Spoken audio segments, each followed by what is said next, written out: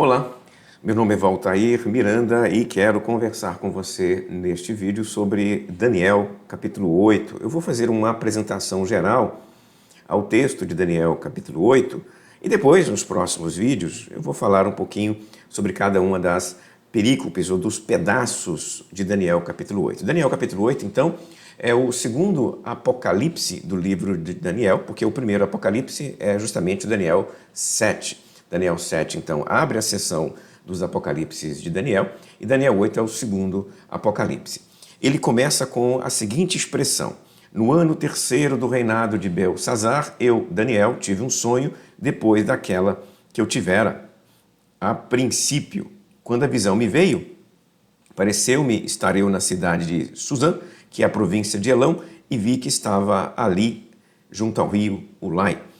Então levantei os olhos e vi, e eis que diante do rio estava um carneiro, o qual tinha 2 chifres, e os 2 chifres eram altos, mas um mais alto do que o outro, e o mais alto subiu por último. Então ele vai continuar na sua visão, descrevendo aqui o carneiro, e depois ele vai apresentar o bode. O texto tem 4 pedaços, ou 4 sessões.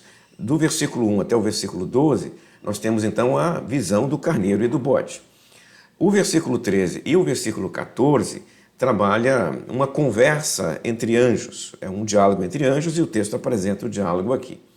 Do versículo 15 até o versículo 26, nós temos uma aparição do anjo Gabriel para Daniel, e aí ele vai explicar a visão para Daniel. E o versículo 27 é uma seçãozinha bem pequena, mas isolada ali no finalzinho do texto, para mostrar para o leitor o que aconteceu com Daniel depois que ele teve a visão. A visão, ela está no formato apocalíptico, nós temos todos os elementos apocalípticos aqui dentro dela. É um apocalipse completo em si mesmo, mas ele é relacionado com o apocalipse anterior. O livro de Daniel é muito interessante nesse aspecto, porque são 4 apocalipses, o 7 é um, o 8 é outro, o 9 é outro e o último é 10, o 10, 11 e 12. E cada um deles amplia o anterior, complementa o anterior, está vinculado ao anterior.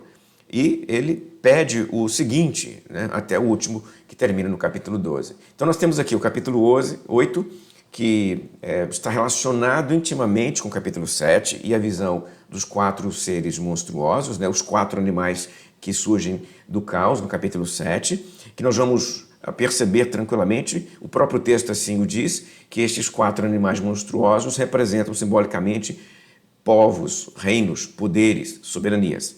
E no caso do capítulo 8 de Daniel, nós vemos um carneiro e um bode. E não vai ser diferente a interpretação, indicando que o carneiro representa um povo, um governo, e o bode representa um outro povo, um outro governo. São povos, são reinos, são poderios diferentes. O carneiro e o bode. Mas todos os elementos do 7, no capítulo 7, vão estar pressupostos no capítulo 8, ou seja, a visão do 7 que tem os seres monstruosos na forma de 4 animais, o filho do homem que apareceu lá, o reino dos filhos do Altíssimo e o próprio trono de Deus. Todos estes elementos estão pressupostos aqui na visão do capítulo 8. A moldura histórica ainda é o reino de Belsazzar, mas o leitor entende que o que importa mesmo está muito à frente. Os eventos aqui narrados são eventos bem posteriores ao reino de Belsazzar. Tá? Então nós temos aqui a descrição de animais e chifres, e estes chifres representam poderes, e um em especial. Um em especial é talvez aqui o centro, o núcleo desta passagem. Ela foi contada para falar desse chifre, que é o pequeno chifre que, segundo os estudiosos desse texto, em especial um que eu menciono quase sempre aqui, que é o Collins, ele argumenta que esse chifre aqui aponta para o Diódoco grego, ou sucessor de Alexandre o Grande, rei da Síria lá em cima, né, no reino da Síria, chamado de Antíoco Epífane. Esse personagem é aquele que vai promover uma baita perseguição aos judeus no seu próprio tempo.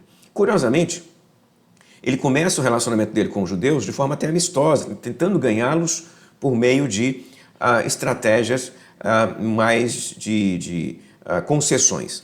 Mas a partir de um certo momento, o medo dele de rebelião dentro do reino fez com que ele passasse a tratar os judeus de forma muito violenta e, em especial, proibindo ou inibindo a religião judaica. Então ele vai invadir o templo, ele vai oferecer ali um porco naquele altar ou em um dos altares, ele vai colocar uma estátua de Zeus dentro do templo, ele vai proibir a leitura do texto, ele vai queimar a Torá, ele vai proibir a guarda do sábado e isso evidentemente provoca aí aquilo que chamamos de a Guerra dos Macabeus. Então quando você lê um texto como este aqui, ele tem um elemento muito claro.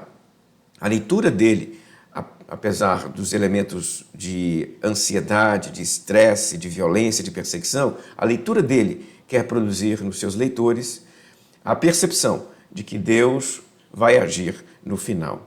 E assim, com esta percepção, ele quer trazer conforto ao coração dos leitores perseguidos.